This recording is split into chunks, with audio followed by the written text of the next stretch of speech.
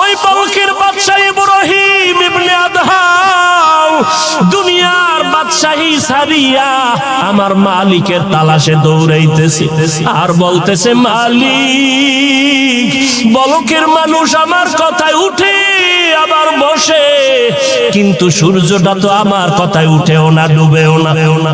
ওই সূর্যটা কার কথায় উঠে আর ডুবে? তিনি হলেন আমার আসল মালিক। তারে যতদিন আমি পাবো না, আমি ইব্রাহিম ইবনে আদহামের বাদশাহীর কোনো সম্মান হবে না। এই বাদশা ইব্রাহিম রাজকীয় সব বিছানা ছাড়িয়া সেরা ফারা কম্বল গায়ে দিয়া সাগরের কিনারায় জঙ্গলে দৌড়ায় আর বলে, মালিক, দুনিয়ার টাকা পয়সা ক্ষমতার মজা তো বুঝি, এগুলোর মধ্যে আসলে কিছুই নাই, সাময়িক কিছু মজা, কিন্তু তোমারে যদি না নিয়ে কবরে যাই, তোমারে বন্ধু না বানাইয়া যদি কিয়ামতের দিন উঠি, তখন আমার কবর হবে জাহান্নামের গর্ত, আমার হাসরের ময়দান হবে ভয়ঙ্কর অবস্থা। ও আল্লাহ, আমি তোমার তালাশে পাগল হয়ে গেলাম।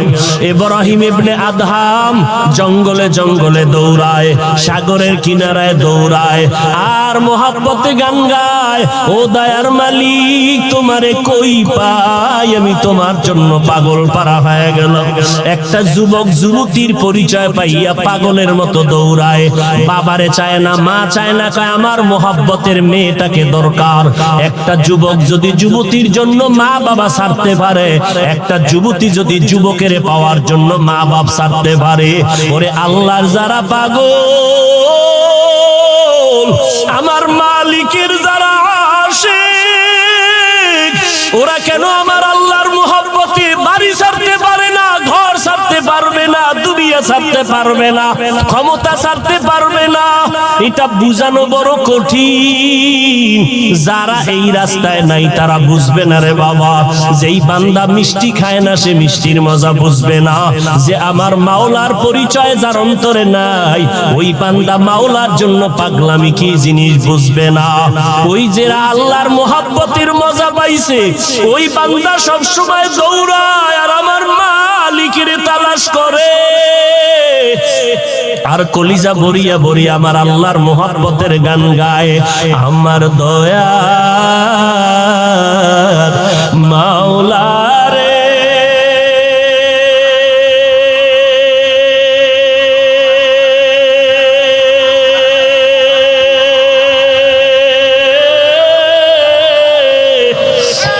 আমার মায়ার মাশূক রে,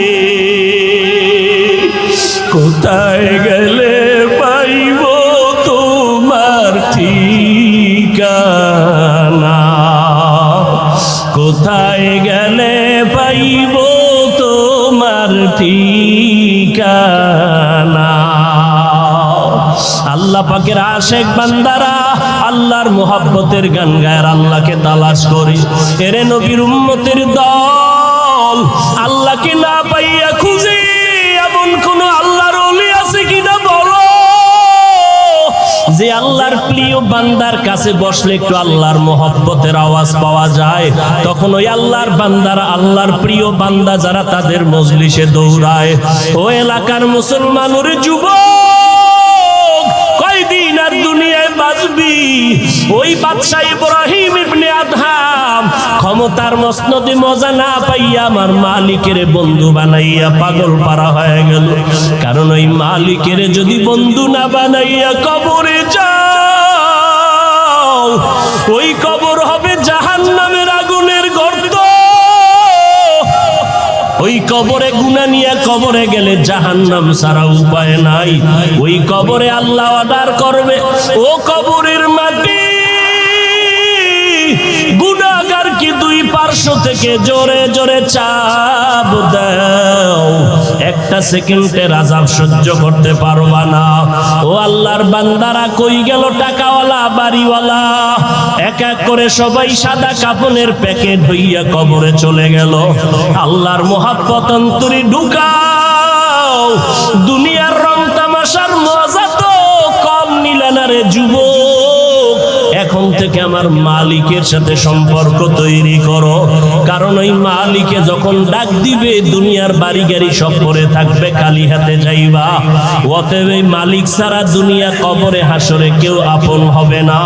ওই মালিকের আপন বানাইয়া এখন থেকে তৈরি হয়ে যাও, পেছনের গুনাহ থেকে তওবা করো আর বলো, হে মালিক, আমার মতো গুনাহগার কেউ নাই। আমার হাত না পাক গুনার কারণে, জিহ্বা না পাক, অন্তর না পাক। ও আল্লাহ, আমি গুনাহ থেকে তৈরি হয়ে গেলাম তওবা করার জন্য। মরিয়া গেলে যাব, আর গুনাহ করব না, নামাজ ছাড়ব না, বেপরদায় চলব না। ও যুবকেরা, ও বৃদ্ধ বাবাজিরা, তোমাদের পায়ে হাত ধরিয়া বলার পরেও তুমি নামাজ পড়তে চাও না। আসলে তোমার লাইনে কত RAB, army, police, BDR, doctor, MP, মন্ত্রী, চেয়ারম্যান, মেম্বার, নামাজি অভাব নাই, 5 বেলার নামাজ পড়ে। কারণ ওই বান্দা দেখছে আল্লাহর মোহাব্বত ছাড়া আসলে সব বৃথা। নামাজ ছাড়া আল্লাহর মোহাব্বত পাওয়া যাবে না। এই জন্য চেয়ারম্যান গিরি করিয়াও বান্দা নামাজ ছাড়ে না, ডাক্তারি করতে গিয়াও বান্দা নামাজ বাদ দেয় না। তুমি কেন পারবা না রে বাবা? এখনো সময় আছে, তওবা করে নাও। মরিয়া গেলে যাবা, আর জীবনে নামাজ ছাড়বো না, বেপরদায় চলবো না, গুনাহ নিয়ে কবরের বাসিন্দা হব না। আল্লাহর কাছে দিলটা নরম করে মনে মনে আমার আল্লাহকে ডাকো। আমার আল্লাহ তো তোমার দিকে তাকাইয়া আছেন, আর তুমি কখন আমার আল্লাহকে একবার আল্লাহ বলে ডাক দিবা?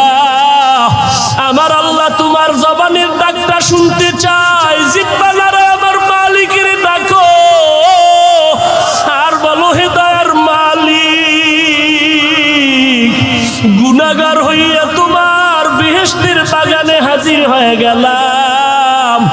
আজ থেকে আর জাহান্নামের কাছে যাব না, গুনাহ করব না। আল্লাহ ঘোষণা দিয়া দেয়, ফেরেশতারা লিখে নাও, আমার বান্দারা তওবা করা মাত্র আমি সবার জীবনের সব গুনাহ মাফ করে দিলাম। তৌফিক